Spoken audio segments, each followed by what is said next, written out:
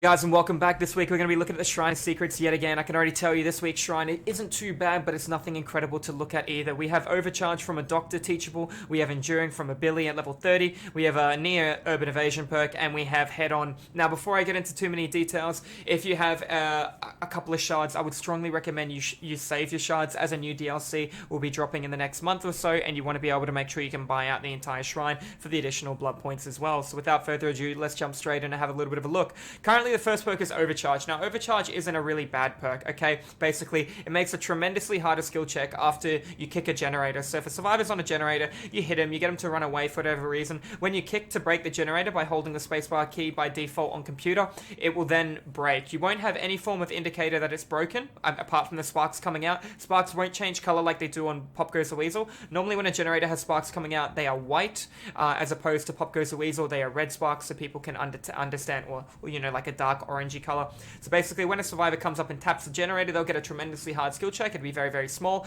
It can appear in one of 3 different locations, and they have to land that. If they miss it, the generator will then receive regression based on 3, 4, and 5%, depending on what tier you have that perk. Now, it sounds really good, don't get me wrong, but you need to individually kick each generator for that. A lot of people run Overcharge because it's a tremendously harder skill check with Unnerving Presence, which is a Trapper Teachable at level 30. It's going to make the skill check even smaller, even harder. When you touch the Jenny, even if you let go and start running, the skill check's on your screen, so you can tap a Jenny, run, and land the skill check if you're good enough to do as well. Do I think it's a good perk? No, I think it's easily outweighed by perks like Pop Goes the Weasel, Discordance for situational awareness, and even Surveillance I think is better too. Who would I choose to run this perk on? Realistically, if I had to choose somebody, I'd choose Freddy Krueger. I wouldn't pick anyone to run this. Freddy has too many better options, being Discordance for situational awareness, Pop Goes the Weasel, Sloppy for the split pressure on survivors, and then Ruin for the basic stall. But it's an okay perk. It's there. It's a Doctor's Teachable. I wouldn't recommending it. It is an okay perk.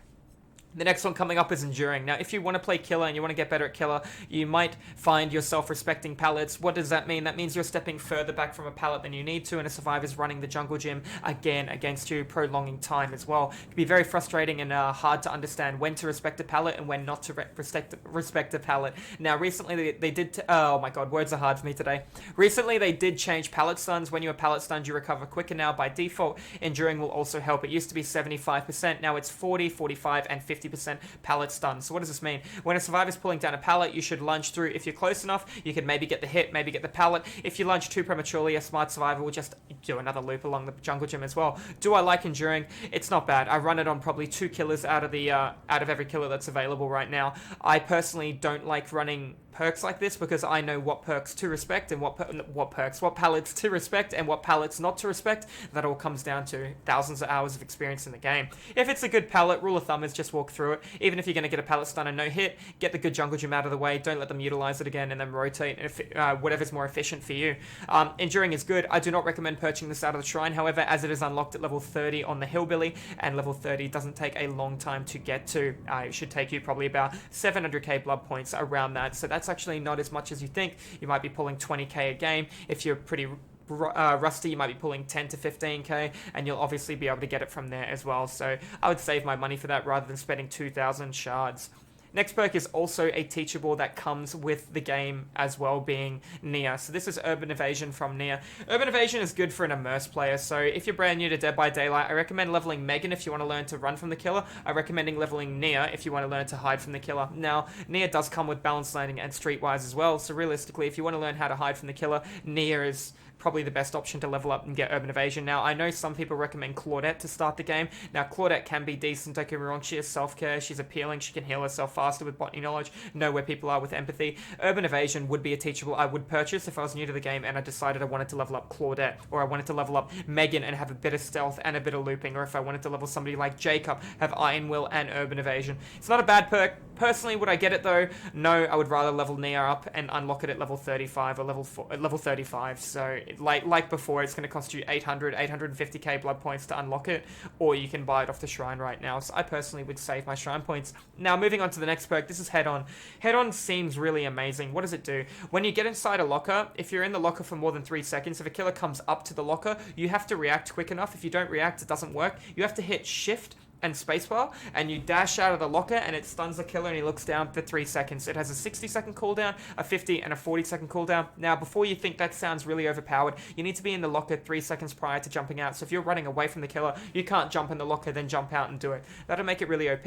A good killer will be able to bait it out, walk into it, swing to miss on purpose, you'll dead hard out, and then turn around and down you. That's generally what I do if I think somebody has head on. Do keep in mind if a player crawls in front of a locker, check the locker because you might get 2 players rather than 1. Head on is not a bad perk. It's not a good one. It's easily outweighed by dead hard, which can be utilized on every map.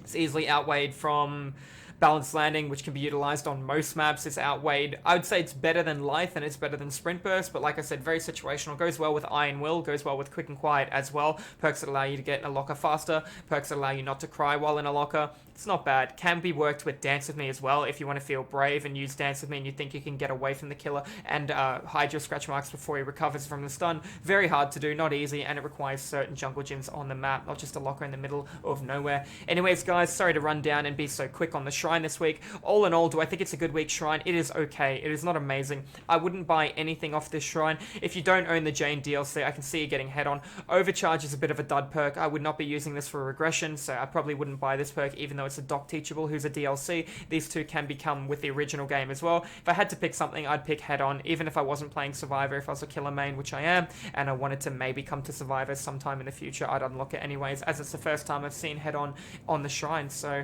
there you go. Anyways, guys, have a wonderful rest of your day. Don't hesitate to come over and check out the live stream where we stream DBD 3 days a week and we variety cast 2 days. So we'll be here live on Twitch 5 days a week, guys. Have a wonderful day, and I will see you beautiful people in the fog next time.